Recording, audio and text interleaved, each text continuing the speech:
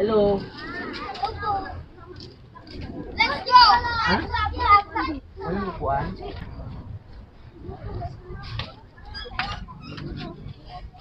Yung sinaing Ito yung bahay. Dito yung Sinaing, nangangamoy niya. may aso. Ano klase ba ito? So yun guys, kung makikita ninyo yung kanilang tirahan. Yan. Ito, oh. Kanilang tirahan. Yan.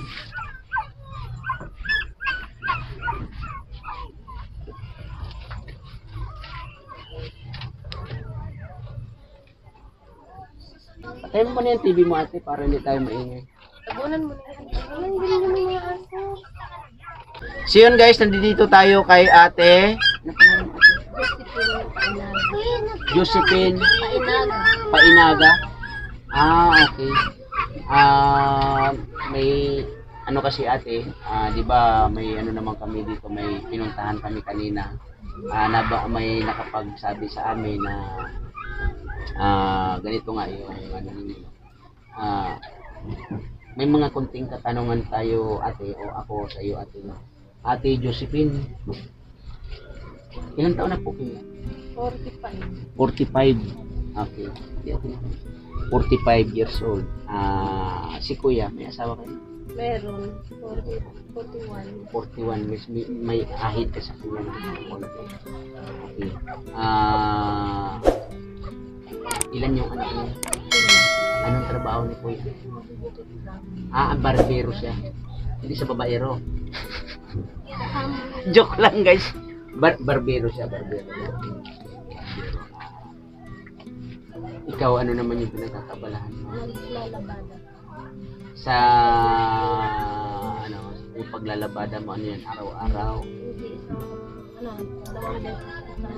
Dalawang beses isang linggo, magkano naman yung siguro na isang libo. Ano yung 900 ganyan. 900. sa isang linggo?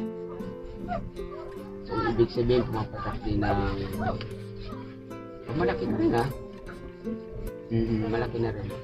Okay. Pero sa dami ng mga bata, diba? Sa budget, sa estudyante ko pa lang, araw yung high school, ano na yan, grade 9, grade 8, grade 6, grade 3, grade 1. May sa tapos sa pang-araw-araw na baon pa lang. Kapos na sila. So si Kuya naman, magkano yung ano yung paggugupit niya? Mayroon ba siyang sariling paggupitan? Ano yung Nakikigupit lang siya kumbaga na namumursintuhan? Okay. Magkano naman yung kinikita ni Kuya? O magkano na yung uwi naman ni Kuya? kasi hindi naman yan siya araw-araw talaga. Katulad lang ngayon, Sabado Linggo lang. Ibig sabihin hindi sa daily. Hindi. Bakit? May kasi kapag Lunes hanggang Biyernes, yun na yun. So okay. So ibig sabihin, umu-okay yung gupit nila, o kita nila sa paggupit pag Sabado, Linggo.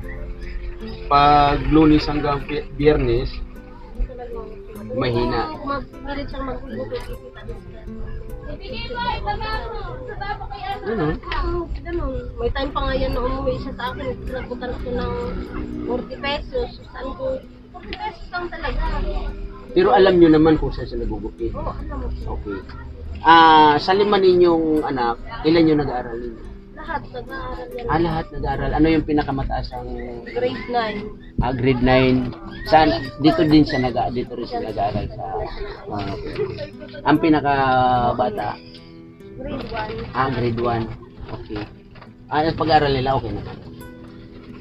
Pag-aaral, hindi mo rin masasabing okay kasi mas madalas, lalo na yung elementary, mas madalas absent. Narareklamuha ng tulong.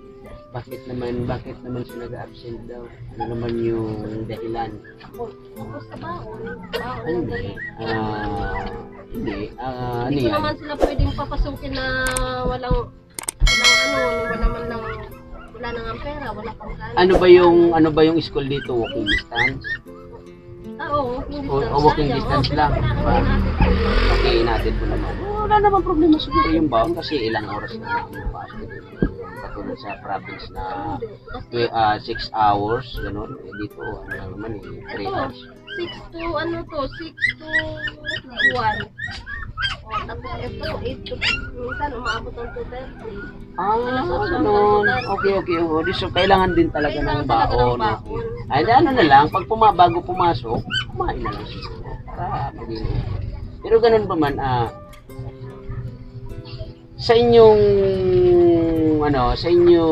pag kumbaga diskarte sa pang-araw-araw, ano yung pinakamahirap, ano yung sa inyo na kakulangan, yung pinakakakulangan sa pang-araw-araw niyo, ano yung dapat at ano yung mga kailangan, ano yung So, kailangan? number 1 talaga sa totoo ng Panginoon. Tapos talaga sa amin yung budget namin. Isipin mo na yung dito dito sa dito na. Ang buwan. Yung ilaw namin. Ano lang yan, pinakamababa na yan. Tapos dahil hirap na hirap ako trabaho dyan.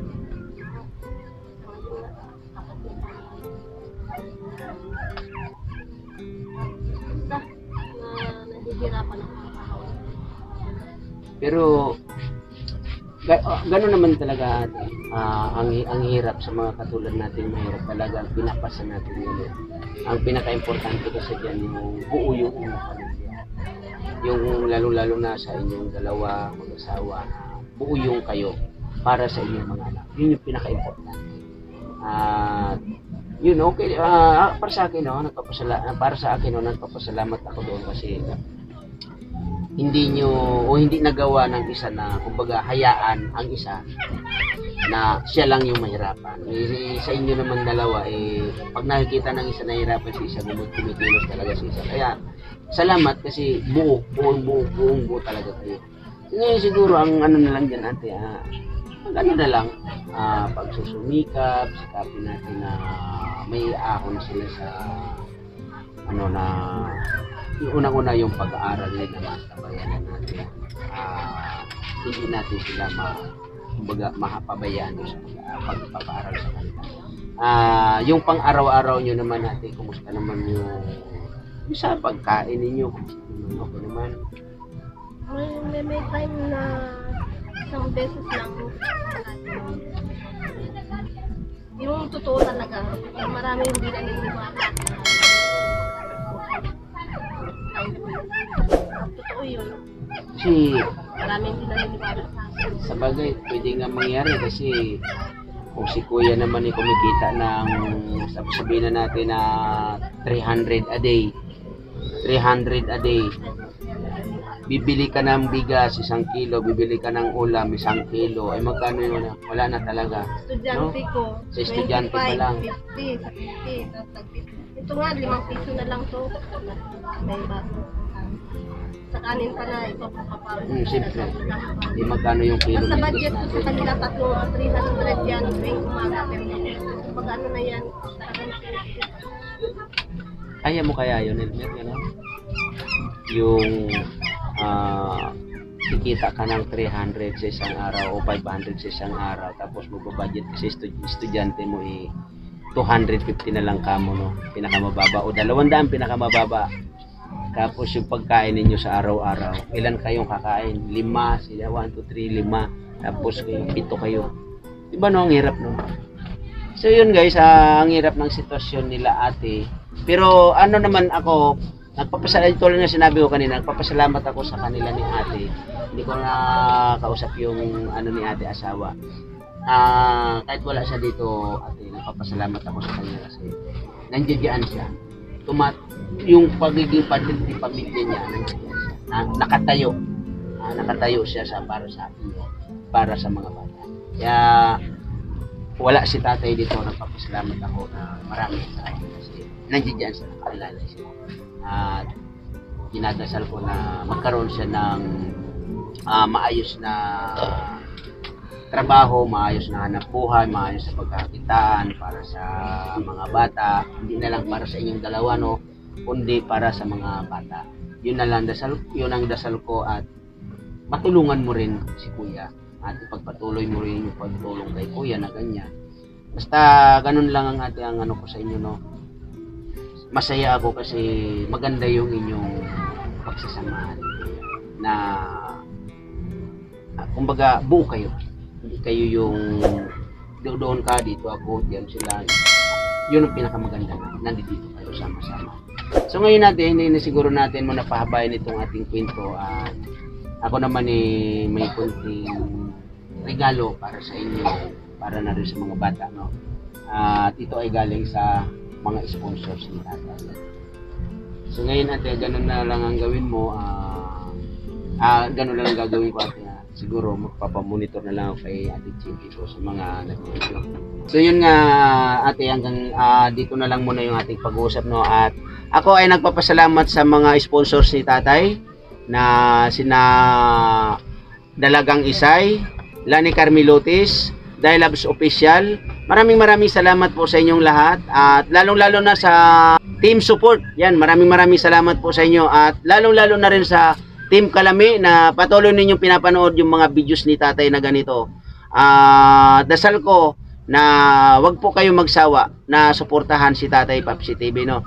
At ayun ate, ito ibibigay ko to sa iyo na konting ano ni tatay, konting grocery at konting bigas, no. So yun guys, regalo natin to kay ate sa kanyang mga anak. Ayan ate, maraming salamat ate, at baka may gusto kang sabihin ate. Maraming salamat sa sponsor na nagbigay ng malaking bagay na po. Yun na lang ate, ayun, naiiyak si ate. Yun lang po muna. Naiiyak si ate. So yun guys, maraming salamat, at hanggang dito na lamang po yung ating video kay ate Josephine. So yun guys, maraming salamat sa inyo. Wag po natin kakalimutan lagi magdasal sa ating mahal na Panginoon, kasi siya lamang po ang ating nasasandalan sa lahat ng ating pangangailangan sa buhay at ng ating buhay o ng ating buong pamilya. Maraming salamat guys, and thank you. Bye-bye. Bye.